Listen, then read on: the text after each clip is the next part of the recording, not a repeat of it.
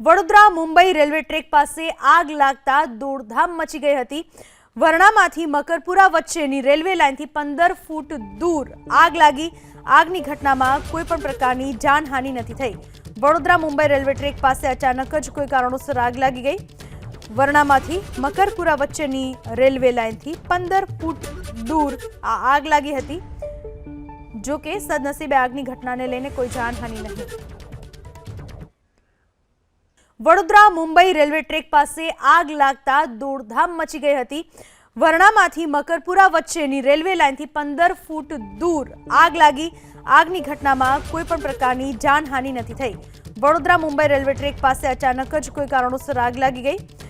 વરણામાંથી મકરપુરા વચ્ચેની રેલવે લાઇનથી 15 ફૂટ દૂર આ આગ લાગી હતી। જો કે સદનસીબે આગની ઘટનાને લઈને કોઈ જાનહાનિ નહીં।